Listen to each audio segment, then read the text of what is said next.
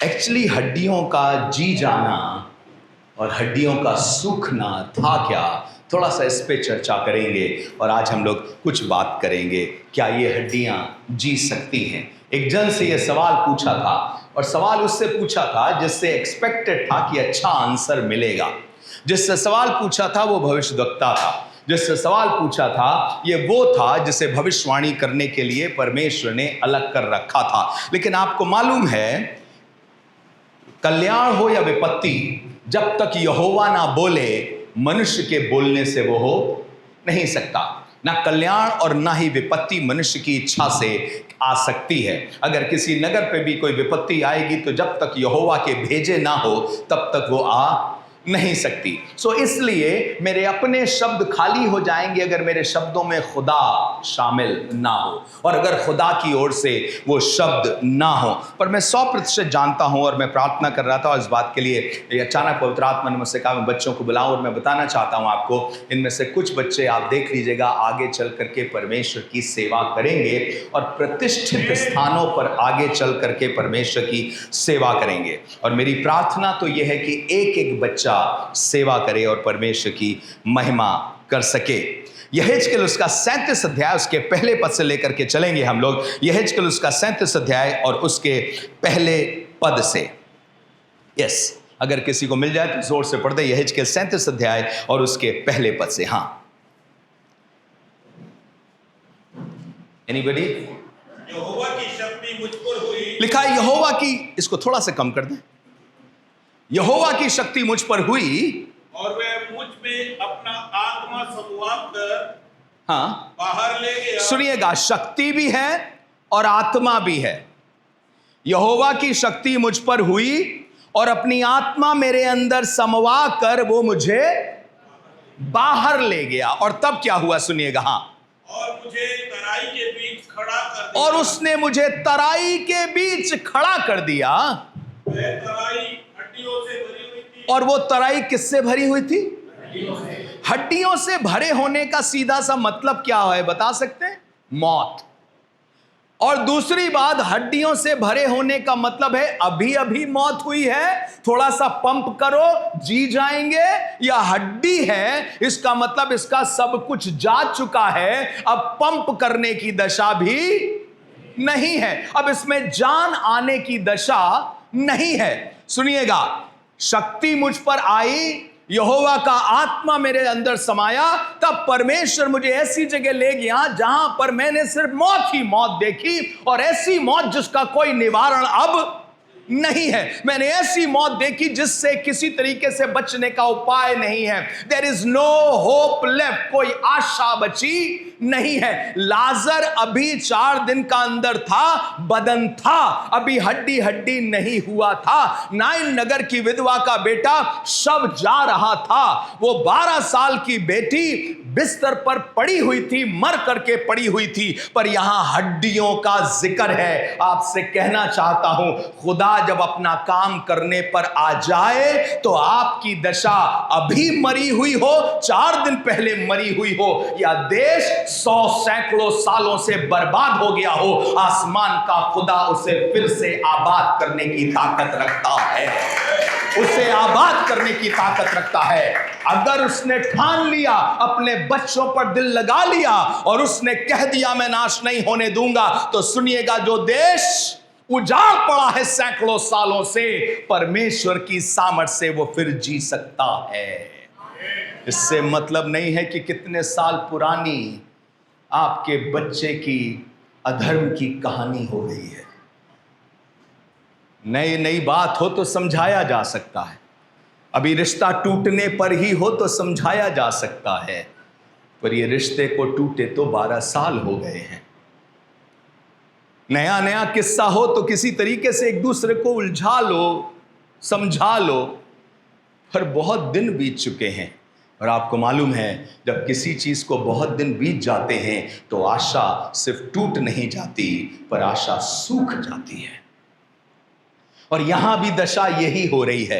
इस्राएल देश परमेश्वर से अलग किया हुआ है और इतने समय हो गया अलग किए हुए कि वो इस्राएल में ऐसा लग रहा है अब कोई आशा नहीं आ सकती। अपने देश से अलग जा चुके हैं। जो मुल्क कनान परमेश्वर ने उनको देने का वादा किया था मिल करके उनके पास से छिन गया है, चला गया है। अब वो देश फिर से कैसे मिलेगा जिसमें दूध और मधु की धाराएं बहती हैं, जिसमें खुदा की बरकत है और जिसमें खुदा उनको पनपाना चाहता है। वहां दोबारा क्या फिर से हमें जिंदगी मिल पाएगी? मैं आपसे कहना मांगता हूं, अक्सर आपने कहानी सुनी होगी, एक पद सुना होगा और वो पद कुछ यूं है, मैं जानता हूं जिसने मेरे लिए योजना बनाई है वो अपनी योजना को जानता है मेरे लिए। क्या जानता है? वो योजना हानि की नहीं वरन लाभ की है। और लिखा है अंत में हमारी आशा पूरी होगी। पर आपको मालूम ये अंत कितने दिन के बाद आएगा? कुछ लोगों को लग रहा था 2 साल के बाद आएगा। भविष्यवक्ता उठा और कहने लगा ये जो गुलामी में ना, गुलामी में परेशान नहीं हो, बिल्कुल चिंता ना करो, ना घर बनाओ, ना शादियां करो और ना ही दाग की बारियां लगाओ, क्योंकि 2 साल में गुलामी खत्म हो जाएगी। यिर्मयाह को पता चला जो यरूशलेम में बैठा हुआ था, यिर्मयाह ने चिट्ठी लिखी, ये झूठी भविष्यवाणी कर रहे हैं, 2 दिन में तुम्हारी समस्या नहीं जाएगी, 2 साल में तुम्हारी समस्या नहीं जाएगी, 70 साल तक यही समस्या रहेगी। पर सुनिएगा 70 साल के बाद भी खुदा उजड़े नगर को फिर से बसा देगा, उजड़ी जाति को फिर से वापस ले आएगा। मुझे नहीं मालूम कितने दिन के बाद यह होगा, पर अगर खुदा ने ठान लिया है कि सूखी से सूखी हड्डियों में जान डालेगा तो उसके पास सामर्थ है कि वो जान डाल सकता है। हालेलुया। कितनी पुरानी चीजें हो गई हैं, आपकी कोई गलती, आपका कोई गुनाह, आपका कोई अधर्म कितना साल से हो गया है, इससे मतलब नहीं है। मतलब सिर्फ इतना है कि जब वो चाह लेगा और वो विश्वास देख लेगा और आप उससे पुकार उठोगे तो न जाने क्या कर दे, किस तरीके से परिस्थितियों को बदल दे। और इसलिए उसने कहा शक्ति आई, आत्मा आया और हड्डियों के पास ले गया। अब आगे सुनिए क्या लिखा हुआ है।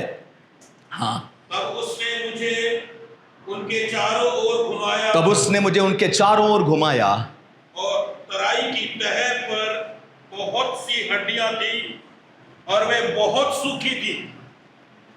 आपको मालूम है ये क्यों शब्द यूज किया जाता है, वो बहुत सूखी थी? इसका मतलब क्या है? बहुत दिन से इस दशा में पड़ी हुई है।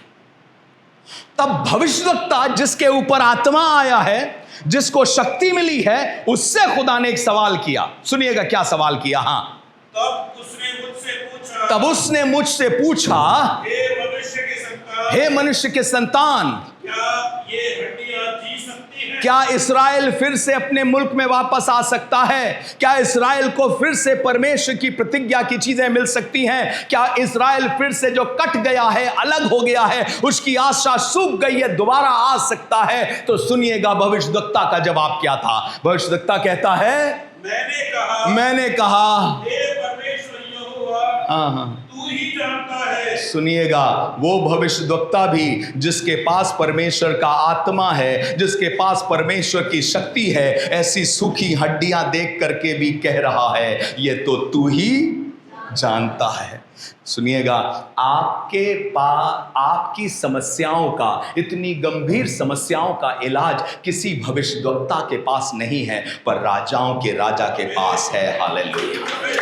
कोई भविष्यवक्ता हो सकता है आपके पास आशा लेके ना आए, उसको भी लगे मैं नहीं जानता, I don't know, I have never seen such reformation and revival, मैंने ऐसी जागृति कभी नहीं देखी। परमेश्वर, इतने समय से लोग तुझसे दूर हो गए, अलग हो गए, मैंने कभी नहीं देखा कि फिर से कभी ऐसी भयंकर जागृति आ सकती है। क्या तू परमेश्वर इस्राएल को राज्य फेर सकता है? क्या तू दोबारा ला सकता है? क्या तू उजड़े हुए देश को, उजड़े हुए समाज को बचा सकता है? परमेश्वर कह रहा है, सुनना बेटा, मैं तुझसे पूछना मांगता हूं, तुझे क्या लगता है अगर भविष्यवक्ता अच्छा जवाब देता तो क्या भविष्यवक्ता की सामर्थ्य से देश उजाड़ से पनप जाता या परमेश्वर की सामर्थ्य से?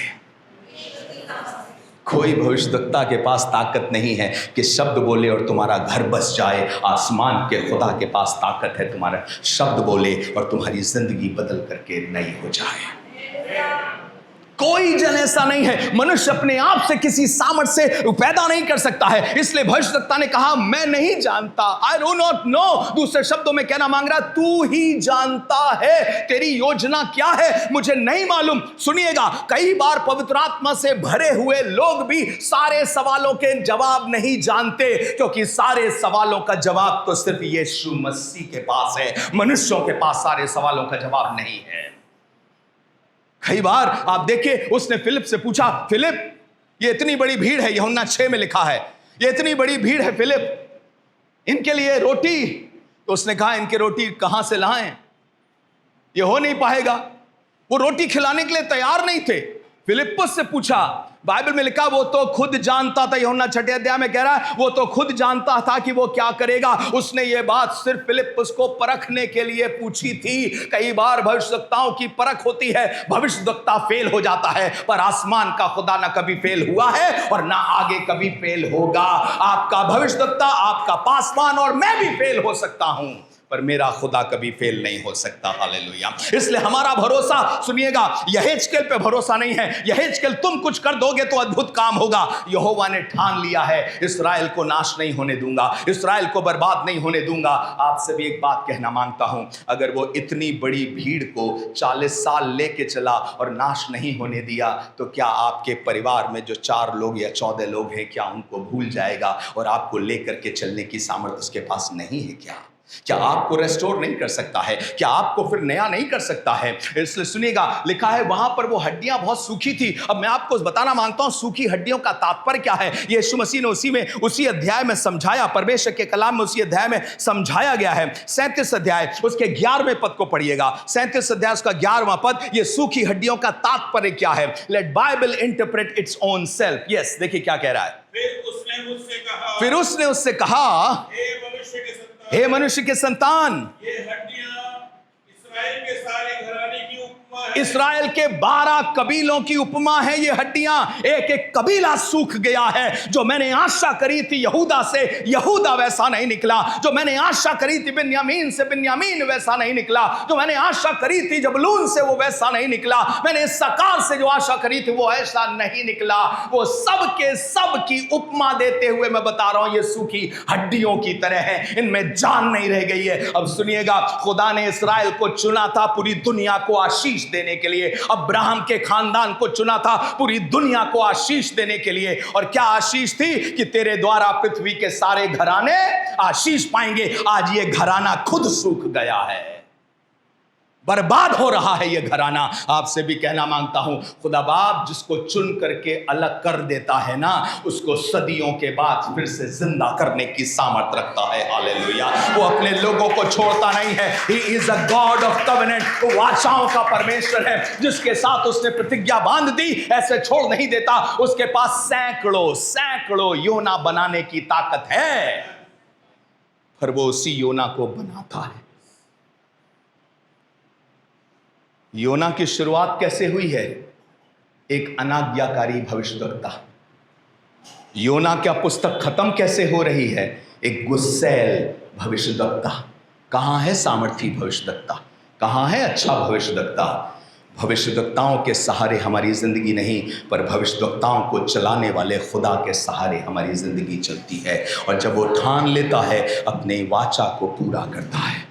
ये इस्राएल के विषय में है, सब सूख गए हैं। मैंने जिन जिन से आशा करी थी सूख गए हैं। और आज आपसे माफ़ी मांग करके सच बताना मांगता हूं, अगर आज देखेंगे तो पुलपिट के सामने बहुत से सूखे लोग हैं और पुलपिट के पीछे भी बहुत से सूखे लोग हैं। जिन जिन से आशा करी है वो सूखे निकले, उनमें कोई जीवन ही नहीं है। वो जो दुनिया को देना चाहते थे, उनको पृथ्वी के लिए, इस्राएल को पृथ्वी के लिए ज्योति ठहराया गया था। इस्राएल को पृथ्वी के लिए, परमेश्वर के लिए, परमेश्वर की ओर से एक नमूना ठहराया गया था। परमेश्वर यह चाहता है, इस्राएल को दिखा के परमेश्वर कहता है यह चाहता है, पर इस्राएल का क्या हो गया? आज भी आपसे कहना मांगता हूं, क्या आपका लाइफ, आपका जीवन एक एग्जाम्पल है कि खुदा कह सके मैं ऐसा चाहता हूं तुम्हारा परिवार हो, पूरी दुनिया के परिवार ऐसा हो, पूरी दुनिया का पादरी ऐसा होना चाहिए, अगर कोई पादरी हो तो ऐसा हो। पर आपसे कहना मांगता हूं, हम सब फेल हुए हैं और हम सब सूखी हड्डियों के समान हैं। जो जिंदगी हमें दूसरों को देनी चाहिए, हम अपनी जिंदगी खुद खो बैठे हैं, पर इसके बावजूद जीवते परमेश्वर ने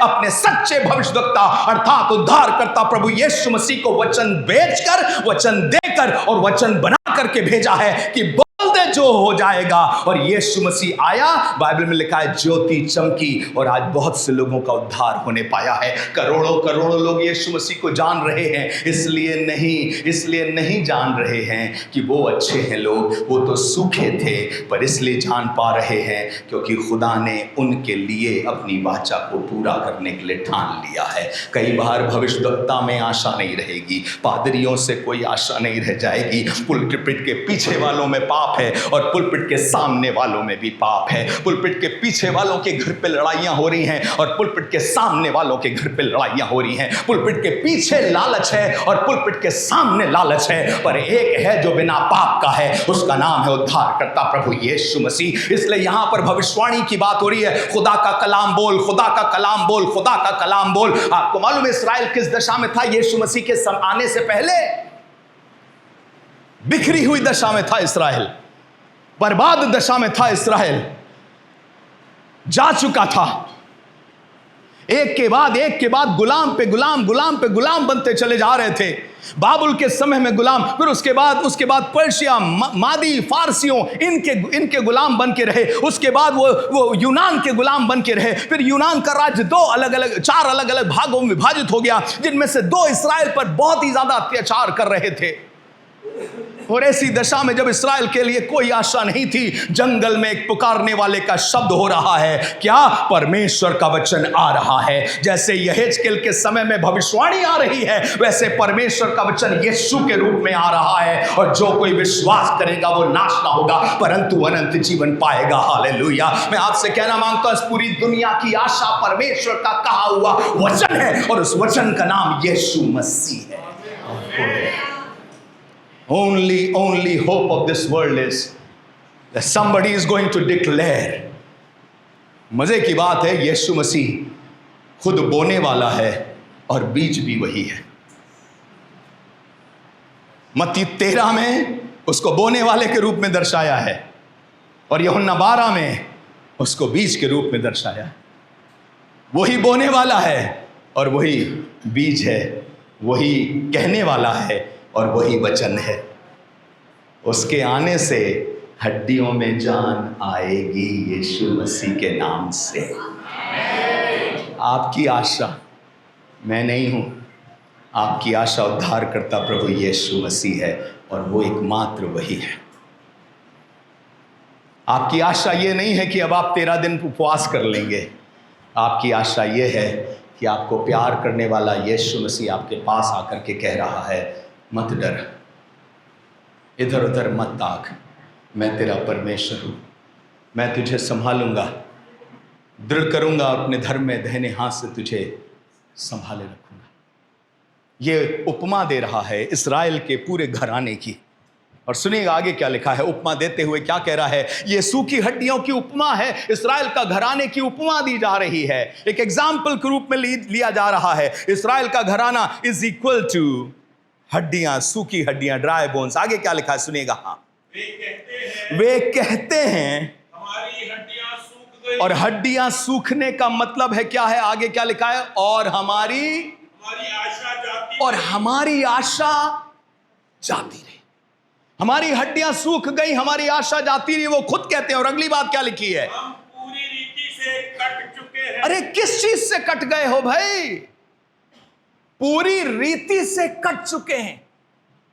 क्या बात है? किस चीज से तुम पूरी रीति से कट चुके हो? क्यों तुम्हारी आशा कुछ नहीं रह गई है? आपसे कहना मांगता हूं, ध्यान से इस बात को सुनिएगा। जितने लोग खुदा से कट गए हैं, एक्चुअली वो सूख गए हैं और सूख जाएंगे। जो डाली अच्छा फल नहीं लाती, वो काटी जाती है और वो सूख जाती है और फिर वो जला दी जाती है। इसलिए आपसे कहना मांगता हूं, ये जो सूखने का सीधा सा तात्पर्य है वो ये है कि अब वो जुड़ा हुआ नहीं है। इसका मतलब क्या है? इस्राएल, तेरे पास सब कुछ होते हुए भी अगर खुदा नहीं है तो तुझ में कोई जिंदगी बाकी नहीं रह गई है। तुम कट गए हो। किससे कट गए हो? खुदा से जुड़े रहना चाहिए, उस पेड़ के साथ डालिए के समान जुड़े रहना चाहिए, पर तुम कट गए हो। किसी को मालूम किस किस किस ने काट दिया है? किसी को लालच ने काट दिया है। कोई लालच के चक्कर में खुदा को भूल चुका है, कोई लड़की के चक्कर में खुदा को भूल चुका है, तो कोई शादी के चक्कर में खुदा को भूल चुका है, कोई पैसों के चक्कर में खुदा को भूल चुका है, कोई खुदा को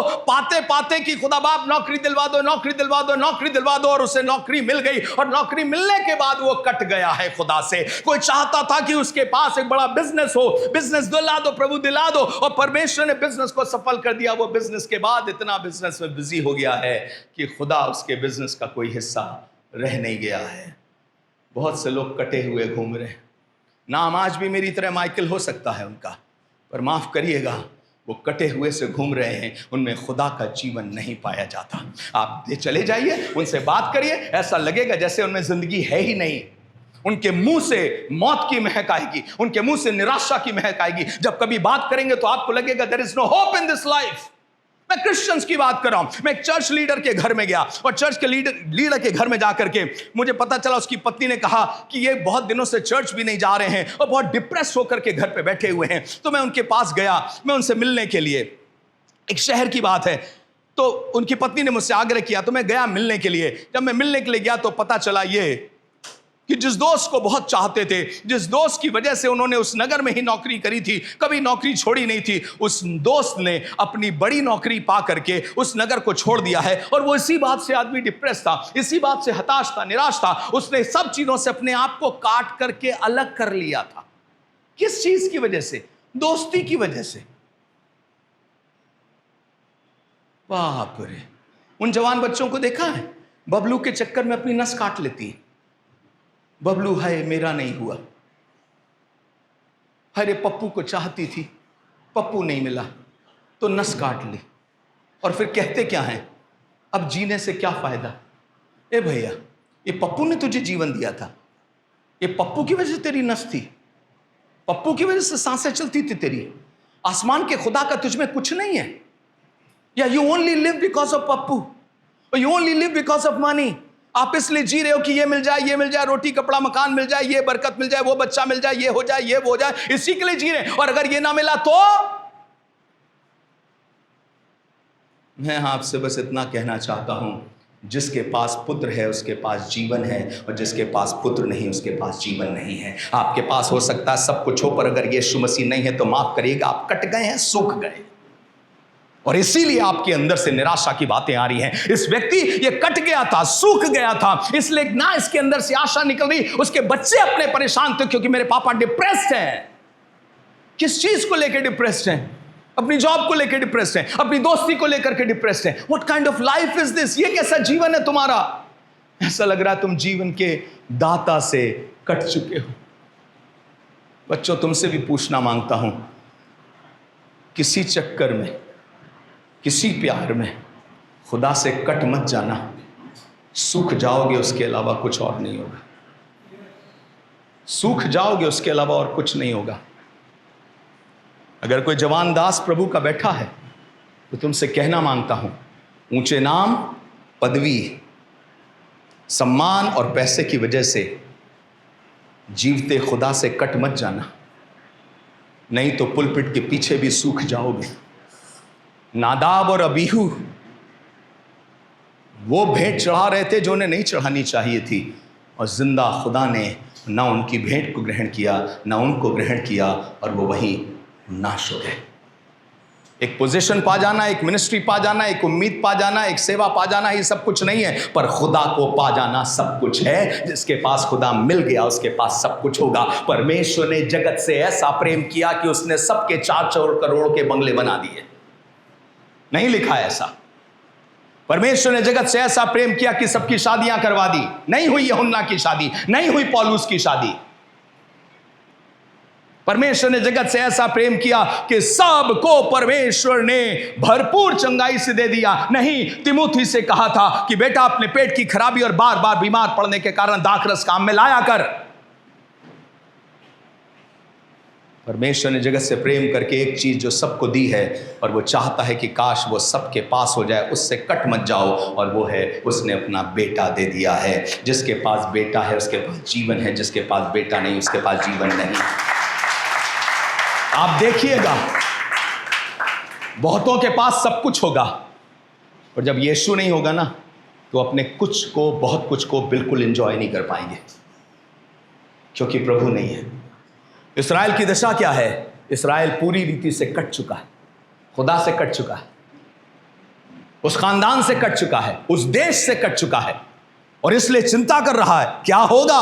हड्डियों का सूखना क्या है? हड्डियों के सूखने का मतलब है आशाओं का खत्म हो जाना। आशा का खत्म हो जाना अपने आप में मृत्यु को लेकर के आता है, आशा नहीं है। यहूदा इस्करियोती और पतरस दोनों के बारे में आपने सुना होगा, दोनों ने पाप किया था। एक ने चूमा दे करके कहा था इसे पकड़ लो, दूसरे ने कहा था मैं इसे जानता तक नहीं, लानत है इस पर। दोनों का गुनाह एक तरीके से देखा जाए तो बराबर का है। एक ने कम से कम मान तो लिया ये प्रभु है जिसको मैं चाहता था, जिसके पीछे चल रहा था, और चूमा दे करके पकड़वा दिया। दूसरे ने उसका इनकार कर दिया। लेकिन आपको बताऊं, एक में आशा अंत में भी थी और दूसरे में आशा नहीं थी। एक ने फांसी लगा करके मर गया और दूसरा फूट फूट करके रोने लगा। आदमी रोता भी इसीलिए है क्योंकि उसे उसके सामने आशा है, क्योंकि वो मेरे पापों को क्षमा करने की सामर्थ्य रखता है। हालेलुया। प्रभु के लोगों, आपसे बस कहना मांगता हूं, आशा तो नहीं कट गई। आशा कट गई ना तो बहुत बुरा हो जाएगा। आशा कट गई तो जिंदगी में कुछ रह नहीं जाएगा। अपने रिश्तों में आशा रखो, और ये आशा परमेश्वर से जुड़ करके ही आती है। परमेश्वर से आशा रखो। जो बिना परमेश्वर से जुड़े आशा नहीं आती। मुझे बताइए, ये 3 चीजें कौन हैं जो चिरस्थायी हैं, जो टलती नहीं हैं? अविश्वास, आशा और प्रेम, तीनों स्थायी हैं, तीनों बने रहने वाले हैं। ये आशा सबसे बड़ी चीज है। बाइबल में लिखा है आशा में आनंदित रहो। रोमियो 12 कहता है आशा में आनंदित रहो। किस में आनंदित रहो? आशा में। अभी काम पूरा नहीं हुआ लेकिन आशा में आनंदित, इसका मतलब आशा आनंदित है। और यहां पर लिखा है ये कट चुके थे, इनकी आशा सूख चुकी थी। यहेजकेल को भी कोई आशा नहीं है। अब सुनिएगा, मैं चाहता हूं कि इसके 12वें पद को पढ़िएगा। यहेजकेल 37 अध्याय और उसका 12वां पद क्या कह रहा है? हाँ, इस कारण भविष्यवाणी करके उनसे कह। क्या पर ये आदमी तो अच्छा जवाब नहीं दिया था ना। इसने कहा था हे प्रभु तू ही जानता है, तो इसको क्यों कह रहा है कि भविष्यवाणी करके कहे? मुझे बताइए, वचन किसके थे? यहेजकेल के अपने आप आए थे, प्रभु ऐसा कह दूं, या खुदा उसको एक एक शब्द दे रहा है कि यही कहे? वचन किसका है? प्लान किसका है? और यहेजकेल किसका है? तो महिमा किसकी होनी चाहिए? हालेलुया। किसी के पैरों पे जाके गिर मत जाना। अगर मैं तुम्हारे लिए सटीक भविष्यवाणी भी कर दूं तो मेरे पैरों पर गिर मत जाना, क्योंकि जिसका मैं हूं वचन भी उसी का है और ताकत भी पूरा करने की भविष्यवाणी उसी की रहेगी। हालेलुया। और यहां पे परमेश्वर कमजोर लोगों को इस्तेमाल कर रहा है, जिनके पास अब तक विश्वास भी नहीं था उनको इस्तेमाल कर रहा है। और आज इसलिए कहना चाहता हूं, खुदा बाप बहुत से कमजोरों को इस्तेमाल करेगा ताकि जहां आशा नहीं है वहां आशा लेकर के आए, यीशु मसीह के नाम में। उसने किया है, आज भी कर रहा है और आगे भी करता रहेगा। मैं अपने बारे में अगर आपको थोड़ा सा बताऊं, मैं स्पोर्ट्स कॉलेज में था। मैं उत्तर प्रदेश की टीम से क्रिकेट खेला करता था। अंडर 15, अंडर 17 और अंडर 19 स्टेट रिप्रेजेंट किया था।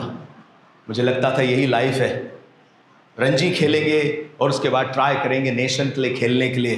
क्योंकि हम जिस कॉलेज में पढ़ते थे उस कॉलेज में आरपी सिंह, सुरेश रैना, इस तरीके के लोग, नरेंद्र हिरवानी, ये सब क्रिकेटर उसी कॉलेज के पढ़े हुए। वो कॉलेज ही स्पोर्ट्स का ही कॉलेज था। हमें लग रहा था यही लाइफ है।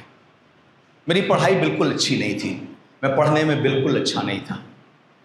इतना ख़राब था कि मेरी टीचर 3rd क्लास में मुझे ला करके सारे क्वेश्चन देती थी और कहती थी बेटा 2 दिन बाद एग्ज़ाम है, यही सारे क्वेश्चन आएंगे, याद कर लेना। बड़ी हेल्पफुल थी। अब पता नहीं कि मैं उसके लिए खुदा को थैंक यू बोलूं या ये बोलूं कि उसने मुझे चीटिंग सिखा दी। पर मैं सारे क्वेश्चन लेता था और मेरे इस क्लास में 44 बच्चे थे। मुझे याद है आज भी, 44 बच्चों में सारे क्वेश्चन 2 दिन पहले जानने के बाद मेरा 42वां पोजीशन आता था। चौथी कक्षा में भी यही हुआ। सारे टीचर्स को समझ में आ गया था इसकी आखिर तक हेल्प करनी पड़ेगी। क्लास के बाद भी इसकी हेल्प करनी पड़ेगी, नहीं तो ये निकल नहीं पाएगा। ये 5वीं कक्षा तक यही हुआ। मेरे माँ बाप ने सोचा कि हम इसको अब और अच्छे इंग्लिश मीडियम स्कूल में डालेंगे। सब जगह मेरे माँ बाप ने मुझे इंटरव्यू दिलवाया, टेस्ट दिलवाया, और सब जगह से रिप्लाई यही आया, आपका बच्चा बहुत महान है, हमारे पास ऐसे टीचर नहीं जो उसको सिखा सके। किसी स्कूल में मेरा दाखिला नहीं हुआ। मैं हिंदी मीडियम स्कूल में चला गया। हिंदी मीडियम स्कूल में भी कुछ अच्छी टीचर्स मेरी जान पहचान की मिल गई, तो उन्होंने मुझे 6ठी कक्षा किसी तरह पास करा दी। 7वीं कक्षा में फेल हो गया। मैं 7वीं कक्षा में तो मैं क्लास 7 कक्षा से मैं दीवार फांद कर भागने वालों में नंबर 1 था। उस स्कूल में कोई कभी ऐसा नहीं किया था। मैं आपको सच बता रहा हूं, मुझे इंग्लिश का एक वर्ड ठीक से नहीं आता था, और मैं स्पोर्ट्स में चला गया। धीरे धीरे स्पोर्ट्स खेलने लगा, किसी तरीके से अच्छा होने लगा स्पोर्ट्स में। किसी तरीके से मैंने हाई स्कूल एग्ज़ाम दिया। मैं कहता हूं मैं PhD हूं, मतलब है past high school with difficulty. PhD, past high school with difficulty, ये मेरा PhD है। मैंने किसी तरीके से हाई स्कूल पास किया, स्पोर्ट्स कॉलेज में चलता रहा। फिर वहीं पर मेरी मुलाकात यीशु मसीह से हो गई। स्पोर्ट्स कॉलेज में एक दिन लेटा हुआ था, मेरे कोच को आना था, वो नहीं आए। मैंने आंख बंद करके मैं सोचा रेस्ट कर लूं, क्योंकि अगर हॉस्टल जाऊंगा तो कोई मुझे सोने नहीं देगा। मैं लेटा हुआ था बेंच पर, एक ही बेंच थी और लेटा हुआ था। मैंने थोड़ी देर में आंख बंद थी, मैंने देखा यीशु मसीह को अपने पास चल करके आते हुए। मेरे माथे को छुआ प्रभु यीशु मसीह ने और कहा, माइकल उठो। बस इतनी सी बात थी और मैं कांपने लगा। मुझे नहीं मालूम कि सपना देखा या दर्शन देखा, मुझे कोई आइडिया नहीं है। मुझे बस इतना मालूम है कि जब मैं उठा तो मुझे ऐसा लगा जैसे किसी ने मुझे छुआ है, और मैं कांप रहा था अपने अंदर कि क्या सच में प्रभु मुझसे कुछ चाहता है, या सच में प्रभु जिंदा है और मेरे पीछे उसके पास एक प्लान है। मैंने ठुकरा दिया। 2 हफ्ते के बाद मेरा एक दोस्त मुझे एक आंटी के यहाँ ले गया। नहीं जानता था उन आंटी के यहाँ कोई पादरी आए थे प्रार्थना करने, उनकी पत्नी आई थी। उनकी पत्नी ने मुझे देखा और वो यीशु मसीह के बारे में बताने लगी। वो वाली क्रिश्चियन थी जो हर समय मछली की डगन और मछली का कांटा लेके चलती थी।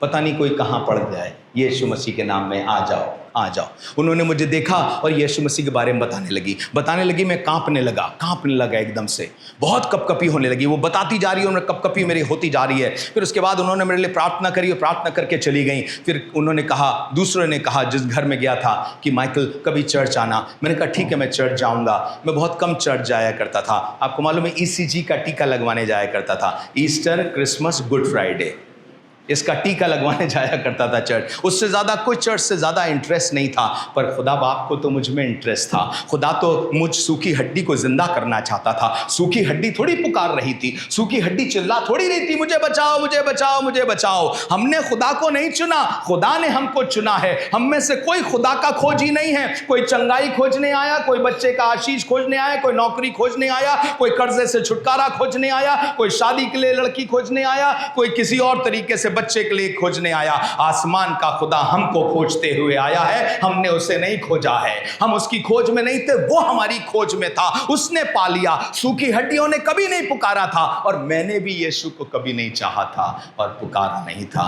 असली मोहब्बत तो इसी में ना, मुझ जैसे पापी के ऊपर उसने दया करी और सुनिएगा उसने काम किया। मुझे एक प्रोफेटिक वर्ड मिला किसी के द्वारा कि तुम पूरी दुनिया में जाके सुसमाचार सुनाओगे। मेरे मन में एक सवाल उठा ये प्रॉफिटिक वर्ड लेने के बाद, मुझे अंग्रेज़ी नहीं मालूम, मैं पूरी दुनिया में कैसे जाऊंगा। मैं आपको बता रहा हूँ, मेरी पत्नी से पूछ लीजिएगा आप, पता नहीं कहाँ से मेरे अंदर पढ़ने की इच्छा जागी। मेरी पढ़ने की इच्छा तो आप पहले ही से जानते हैं कितनी थी, PhD था मैं। उसके बाद पता नहीं कहाँ से पढ़ने की इच्छा जागी। मैं 4-4 घंटे बाइबल पढ़ता रहता था। मुझे बाद में समझ में आया, नए जन्मे बच्चे के समान पतरस कहता आत्मिक दूध की लालसा करो। जिसका नया जन्म हो गया है ना, पहचान मालूम क्या है? ये नहीं कि वो हर संडे चर्च जाएगा, उसकी एक पहचान है, खुदा के कलाम के लिए उसके अंदर भूख और प्यास जागेगी, क्योंकि अब उसका नया जन्म हो गया है। उसे दूध चाहिए ही चाहिए, नहीं तो मर जाएगा। खुदा ने उसके अंदर एक भूख पैदा करी है, उसे चाहिए, वो उसकी ललक में रहेगा। और मुझे नहीं मालूम था, यही मेरे अंदर होने लगा। मैं English Bible, Hindi Bible, dictionary, diary और पेन लेकर के बैठने लगा। और आज बताना मांगता हूं, जीवते परमेश्वर ने मुझे 26 देशों का दौरा कराया है और मैं सुसमाचार सुनाने के लिए 26 देशों में जाकर के प्रचार करता हूं। बस इतना कहना चाहता हूं, जीवता परमेश्वर किसी कमजोर को लेगा, जिसके अंदर अभी तक ताकत नहीं थी उसको लेगा। जो कह रहा था मुझे नहीं मालूम, उसी को लेगा और कहेगा तुझे नहीं मालूम, कोई बात नहीं। क्या तू मेरी बात मानने को तैयार है? क्या तू मेरे बेटे यीशु का प्रचार करने को तैयार है? सच्ची भविष्यवाणी की आत्मा यीशु मसीह की गवाही है। क्या तू यीशु की गवाही देने के लिए तैयार है? क्या तू यीशु का बखान करने के लिए तैयार है? और अगर तैयार है तो मैं तुझसे कहना मांगता हूं, मैं तुझे नाश नहीं होने दूंगा, तेरे द्वारा अद्भुत काम कराने जा रहा हूं। खुदा बाप उठा सकता है, हो सकता है किसी कमजोर के द्वारा उठा दे। इस कलीसिया को बढ़ा सकता है, हो सकता है किसी कमजोर का इस्तेमाल कर ले, हो सकता है आपका इस्तेमाल कर ले। इस शहर को बदलने के लिए हो सकता है खुदा आपका इस्तेमाल कर ले, कुछ भी कर सकता है। इसलिए विनम्रता से आपसे निवेदन करता हूं, जब आप हड्डियों को देख रहे हो, बहुत पुरानी दशा है, यहाँ पर सब बर्बाद हो चुका है, नाश हो चुका है, उसमें भी हमारा खुदा सामर्थ्य रखता है कि जब उसका वचन आएगा तो वो वचन चीज़ों को बदलना शुरू कर देगा। हालेलुया।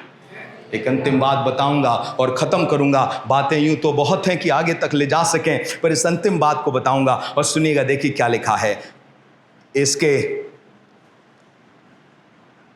5वें और 6ठे पद को पढ़िएगा। अंतिम बात की तरफ चल रहे, 5वें और 6ठे पद को। जी हाँ, देखिए क्या कह रहा है। परमेश्वर यहोवा तुम हड्डियों से यूं कहता है। हालेलुया। मुझे इतना अच्छा लग रहा है ये पढ़ करके कि इसने ये नहीं कहा मैं यहेजकेल तुम सूखी हड्डियों से ये कहता हूं, पर उसने कहा परमेश्वर यहोवा तुम सूखी हड्डियों से ये कहता है। प्लान किसका है? वचन किसका है? और ताकत किसकी होगी? और अंत में महिमा किसकी होगी? हालेलुया। आकाश हर एक भविष्यवक्ता ये समझ जाए।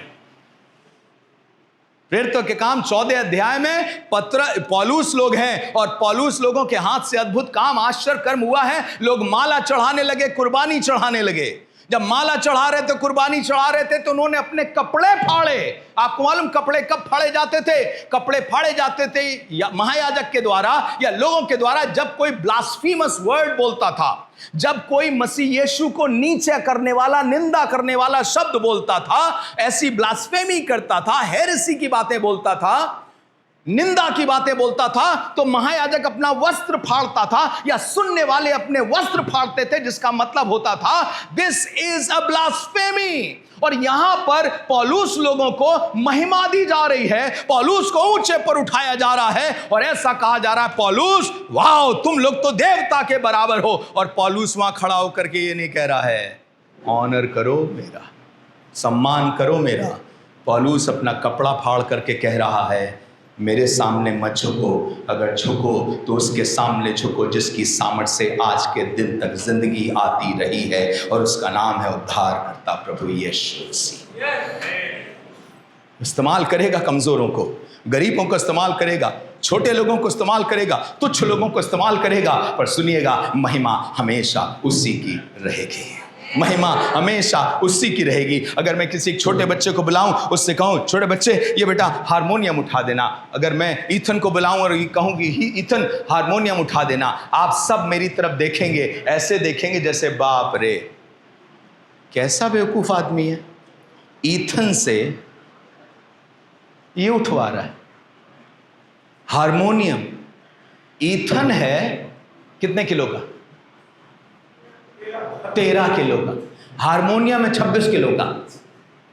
13 किलो के लड़के से 26 किलो का हारमोनियम उठवा रहा है। कितनी बड़ी बात होगी, कितनी बेवकूफी की बात होगी। अरे सुनिएगा, खुदा बाप ने कमजोरों को बड़ा काम क्यों दिया है? ताकि कमजोर लोग उसको कोशिश करें और कहें हमसे हो नहीं पाएगा, और खुदा का यही तो चाहता था कि तुमसे ना हो पाए, पर मैं साथ आऊंगा और हम दोनों मिलके काम करेंगे, ताकि महिमा तुझे नहीं पर महिमा मुझको मिलने पाए, क्योंकि सारी चीजें यहोवा की ओर से और यहोवा के लिए ही बनाई गई हैं। उसी की महिमा युगान युग होनी चाहिए, मनुष्य की महिमा कभी नहीं होनी चाहिए, क्योंकि मनुष्य की ओर से ना कुछ था और ना अभी और कभी कुछ होगा। एक अंतिम बात पढ़िएगा, सुनिए क्या लिखा है। उसने यहेजकेल से ही कहा भविष्यवाणी कर, और आगे क्या हुआ? हाँ 5 पद, परमेश्वर यहोवा तुम हड्डियों से कहता है, परमेश्वर यहोवा तुम हड्डियों से यूं कहता है, हाँ, देखो मैं आप तुम में सांस समवाऊंगा, और ये पवित्र आत्मा के विषय में है, हाँ, और तुम जी उठोगे, बिना पवित्र आत्मा के कुछ ना होगा। आगे, मैं तुम्हारी नसें उपजाकर मांस चढ़ाऊंगा, और तुमको चमड़े से ढांपूंगा, और तुम में सांस समवाऊंगा, और तुम जी जाओगे। और आगे क्या लिखा है? और तुम जान लोगे कि मैं यहोवा हूं। जिसका मतलब जिंदगी मिलेगी इसलिए नहीं कि मैं जान लूं कि यार कितने गजब के लग रहे हैं हम। जी उठने के बाद देखो कुछ अलग सा रौब है मुझ में ना। जी उठने के बाद तुम अपने आप को नहीं जानोगे, पर जिंदा करने वाले यीशु को जानोगे। आपके जीवन का उद्देश्य ये नहीं है कि आप अपनी महिमा के लिए जिए, अपनी ओर देखते रहें। Look what great man I am, look what prayerful warrior I am. मेरी ओर देखो मैं क्या हूं, मेरी ओर देखो मैं इतना प्रार्थना करती हूं या इतना उपवास करता हूं, मैं इतना दसवांश देता हूं। नहीं, अगर आप सच्चे खुदा को जान लोगे तो आपकी नजरें अपने ऊपर से हट करके सिर्फ उसी की ओर टिक जाएंगी, क्योंकि उससे सुंदर ना कोई और था और ना और होगा। 10,000 में उत्तम है हमारा यीशु मसीह। हालेलुया। तब तुम जान लोगे कि खुदा क्या है। सुनिएगा, नए जन्म के बाद आप धीरे धीरे जान लेंगे कि खुदा क्या है। आपके रिफॉर्मेशन के बाद धीरे धीरे जान लेंगे कि खुदा क्या है। आज समस्या मालूम क्या है? लोग ये नहीं जानना चाहते कि खुदा क्या है, बस चाहते हैं मुझे जीवन मिल जाए। बस जीवन का उद्देश्य ही है तुम जान लोगे कि मैं यहोवा हूं। एक सवाल पूछता हूं, कितना जानते हो खुदा को? बहुत कुछ टिका है इस पे। कितना जानते हो अपने परमेश्वर को? कितना समझते हो अपने परमेश्वर को? क्या बताती है बाइबल? एक औरत से यीशु मसीह ने कहा, बातें कर रही है ना, अगर तू मुझे जानती और जानती कि वो कौन है तो उससे बातें करता है, तो क्या वरदान उसके पास है तो तू उससे मांगती, पर क्योंकि जानती नहीं तो तू मांगती नहीं है। और वो तुझे जीवन का जल देता। और ये मालूम क्या कह रही है? अच्छा, इसका मतलब मुझे पानी भरने के लिए आना नहीं पड़ेगा, तू ठीक से जानती नहीं है। अभी तक क्या जानती थी बताइए? इस पूरी 4 अध्याय की कहानी में सबसे पहले इसने क्या शुरू किया? तू यहूदी होकर मुझ सामरी से पानी मांगता है। मैं क्या जानती हूं तेरे बारे में? तेरी जात जानती हूं, तू यहूदी है ये जानती हूं। अरे ऐसा इतिहास तो ढेरों क्रिश्चियन जानते हैं यीशु मसीह के बारे में, पर इससे उनका उद्धार थोड़ी हो जाता है। ये थोड़ा थोड़ा बाइबल पढ़ लेने से उद्धार थोड़ी हो जाता है। जीवते परमेश्वर को घनिष्ठता से जानना, रिश्ते के साथ जानना, अपने बाप के समान जानना, अपने भाई के समान जानना, अपने शिक्षक के समान जानना और अपने उद्धारकर्ता के समान जानना बहुत जरूरी है। अगर जानेंगे तो आपके अंदर हिम्मत आएगी उससे पूछने की। बाइबल में लिखा, सत्य को जानोगे तो सत्य तुम्हें स्वतंत्र कर देगा।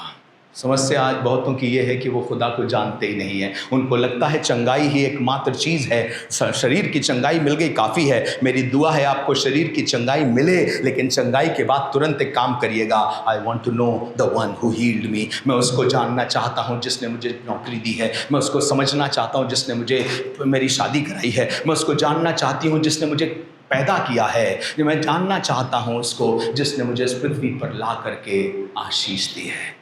क्या कभी आपके दिल में ये बात आई, किसने भेजा आपको दुनिया में? गर्भवती के पेट में हड्डियां कैसे बढ़ती हैं? किसने बनाया आपको आपकी मां के गर्भ में? मम्मी की दुआओं से आए हो या खुदा की योजनाओं से आए हो? इफिसियों 1 क्या बताता है? 3-4 में उसने हमें आत्मिक आशीष दी है। और आत्मिक आशीष क्या है? पहली आत्मिक आशीष क्या है? उसने जगत की उत्पत्ति से पहले चुन लिया। कब से चुन लिया? जगत की उत्पत्ति से। मां के गर्भ में रचने से पहले उसने, यिर्मयाह ने कहा, मैंने तुझ पे चित्त लगाया। रचने से पहले।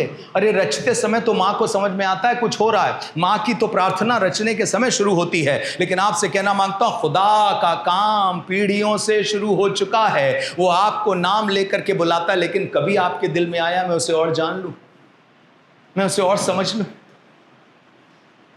और इसीलिए लोग बाइबल स्टडीज में जाते नहीं। बहुत दुख की बात है कि लोग बाइबल स्टडीज में कम जाते हैं और बड़े बड़े गाने के कॉन्सर्ट्स में ज़्यादा जाते हैं। वो बुरी चीज़ नहीं है, वर्शिप करना कितना अच्छा है, पर खुदा को जानना सबसे अच्छा। जो यहोवा को जानेंगे, दानियल की पुस्तक कहती है, वो हियाव बांधकर बड़े बड़े काम करेंगे। How much you know Jesus, how much you know God. कितना जानती हो प्रभु के बारे में, कितना पढ़ती हो उसके बारे में, कितना सुनती हो उसके बारे में, कितना सिस्टमैटिक स्टडी करी है आपने। क्या ये इंपॉर्टेंट है या नहीं इंपॉर्टेंट है? और आपको लगता है इंपॉर्टेंट नहीं है तो माफ़ करना, कहीं सूखी हड्डी के समान तो नहीं हो। वो जीवन दे करके तुमसे कहेगा, नया जन्म दे करके। मालूम चेलों ने क्या किया था?